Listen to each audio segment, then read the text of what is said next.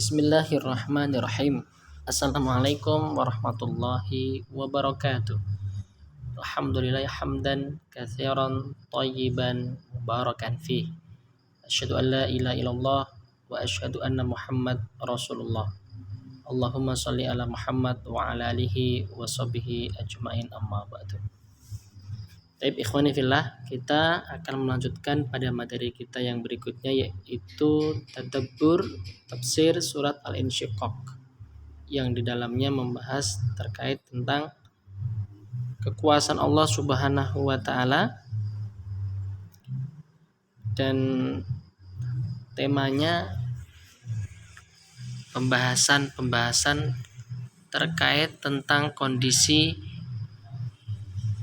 dunia dan seisinya sebelum terjadinya hari kiamat, atau saat ditiupkannya trompet sangkakala oleh malaikat Israfil, serta juga membahas tentang bagaimana kondisi orang-orang yang beriman maupun yang tidak beriman menerima buku catatan selama hidup di dunia.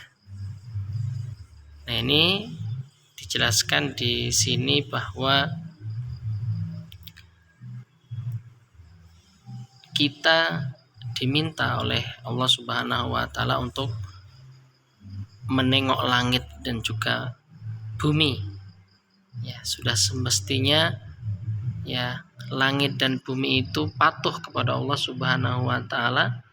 Apabila Allah memerintahkan untuk terbelah, hancur, maka sudah semestinya mereka itu patuh.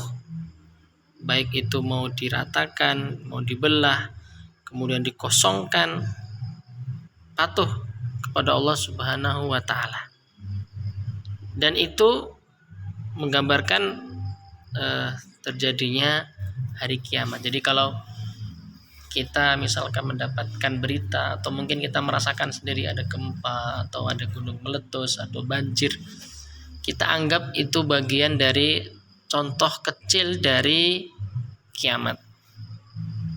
Kalau kita ketahui kan kiamat itu ada dua, ada kiamat sugro, ada kiamat kubro. Kalau kiamat sugro itu kan kiamat yang artinya adalah mati.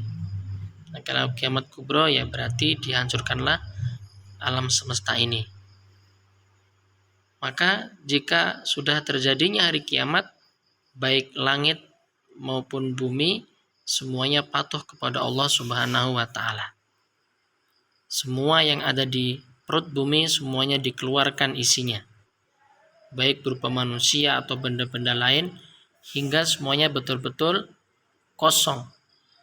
Dan semuanya itu sekali lagi memenuhi perintah dari Allah Subhanahu wa taala.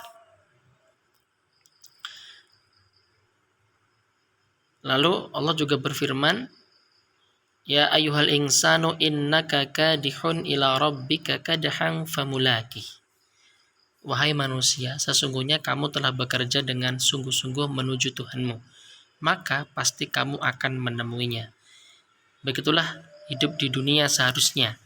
Ketika dia sungguh-sungguh bekerja karena Allah, hidupnya capek karena Allah, maka pasti karena yang dilakukannya karena Allah, dia pasti akan menemui Allah Subhanahu wa taala. Jadi jangan sampai kehidupan kita di dunia melalaikan pertemuan nanti di akhirat. Nah, di situ dijelaskan ada karakteristik kadih, yaitu yang berusaha dan juga bekerja keras. Dan di dunia ini yang bekerja keras atau berusaha beramal untuk kehidupannya itu tidak hanya orang-orang yang beriman. Orang-orang yang tidak beriman mereka juga bekerja keras untuk sukses. Maka kita perlu ingat dan kita tidak boleh bermalas-malasan kalau kita itu pasti akan ditemukan dengan hari perjumpaan dengan Allah. Maka tidak boleh bermalas-malasan. Kalau dulu orang-orang beriman itu mereka bekerja keras untuk menerima segala siksaan, ya, bekerja keras, bersabar dalam menerima segala permusuhan, kedengkian dari orang-orang Quraisy, ya, maka orang-orang Quraisy pun juga mereka berpikir keras bagaimana bekerja keras supaya mereka juga bisa terus-menerus menghentikan dakwah Nabi. Jadi nanti di akhirat itu akan menjadi hujah. Siapa sebenarnya yang bekerja keras di sini itu, apakah karena kebaikannya atau karena keburukannya. Kemudian fase berikutnya yaitu pembagian buku amal. Nah, jadi buku amal itu bukunya itu tersimpan di Illiyin, ya, bagi orang-orang yang catatannya itu baik. Ya, bersyukurlah kalau buku catatannya itu diberikan dengan tangan kanannya, bukan sebaliknya dari tangan kirinya. Kalau diberikan dari tangan kirinya, maka dia sudah celaka. Ya. Dan semuanya pasti akan mendapati buku itu.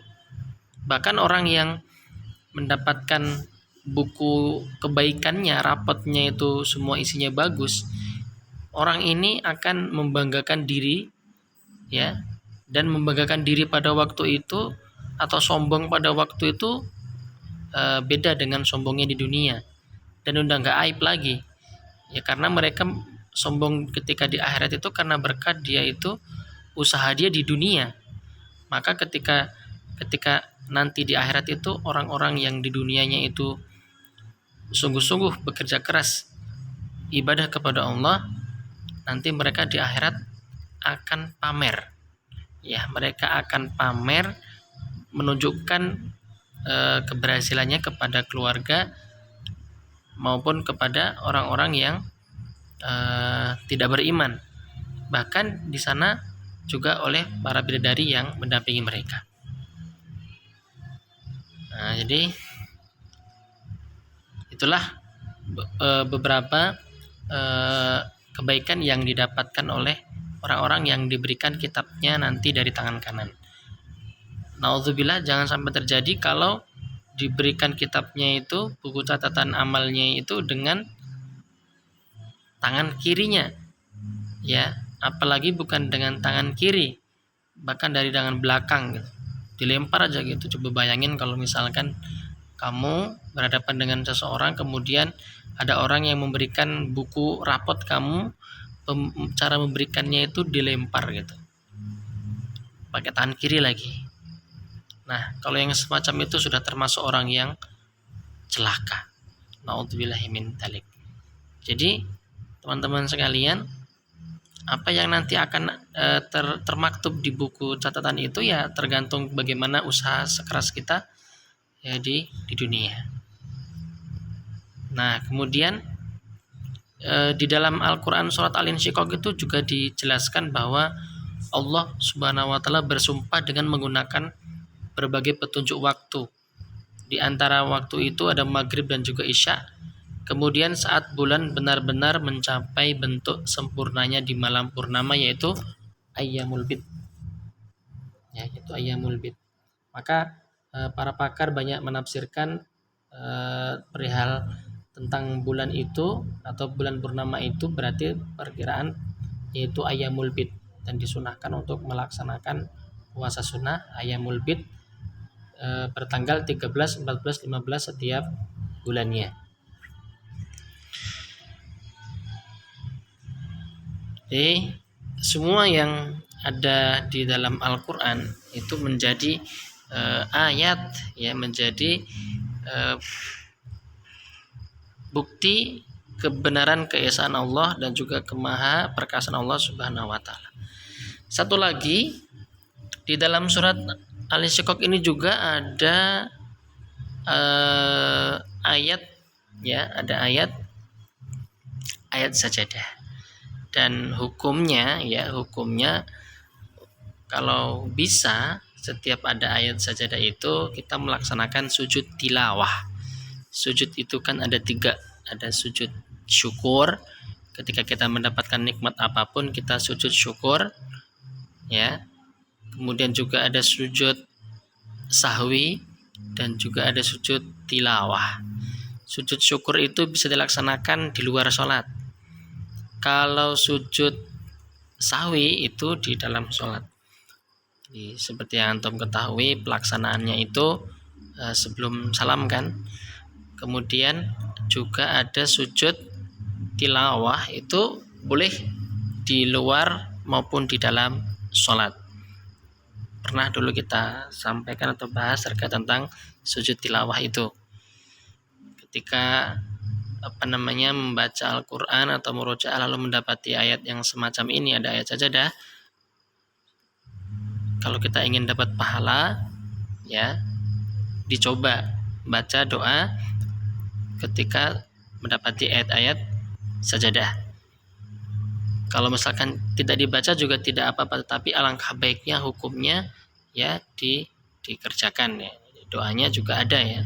Sajada wajhiya lilladzi khalaqahu wa syaqqa sam'ahu wa basarahu bihaulihi wa quwwatihi fatabarakallahu ahsanul khaliqin. Ya.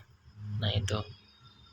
Nah ini juga di dalam Al-Quran itu ada 15 tempat ya, dalam 14 surat yang disunahkan untuk bersujud saat kita membacanya atau mendengarkannya. Di halaman-halaman terakhir atau di halaman depan itu biasanya sudah ada ayat-ayat sajadah ya. Jelasin ini bunyinya begini, ayatnya begini, begitu. Taib, ikhwani fillah. Jadi demikianlah yang bisa disampaikan pada materi ini. Mari kita senantiasa memperbaiki diri. Tentunya setelah mendapatkan ilmu baru, kita bisa mengamalkan ilmu yang kita dapat. Karena apabila ilmu yang sudah kita dapatkan, sudah kita pelajari, lalu kita amalkan, maka dalam sebuah asar itu bukan ayat Al-Quran ataupun bukan hadis, tapi asar itu perkataan ulama ya, perkataan ulama. Man amila bima alima warathahullahu ilman malam yakun ya'lam. Barang siapa yang mengamalkan ilmu yang telah dia pelajari, maka Allah akan mewariskan, memberikan kepadanya sebuah ilmu yang belum pernah dia ketahui. Maka mari kita amalkan, minimal setelah kita mendapatkan tauji ini, mendapatkan ilmu ini, kita bisa menjadi pribadi yang lebih baik dari sebelumnya. Kita bisa menata diri, menata pribadi kita, menata hati kita, menata ibadah kita, supaya kita menjadi orang-orang yang betul-betul bersungguh-sungguh dalam beribadah. Apapun niatkan ibadah karena Allah, dan dari ibadah itulah kita berproses memperbaiki buku catatan amal kita nanti yang akan ditanyakan di akhirat. Semoga kita mendapatkan catatan buku itu diberikan dengan tangan kanan, syukur-syukur bigoiri hisab, tanpa hisab. Dan ketika ada membaca surat atau ayat sajadah, disunahkan kita membaca dan juga melaksanakan sujud tilawah. Barakallahu walakum. Terima kasih atas perhatiannya. Mohon maaf atas segala kekhilafan. Wal afu minkum. Ihdinas siratal mustaqim. Wallahul muwaffiq ila aqwamit thoriq. Wassalamualaikum warahmatullahi wabarakatuh.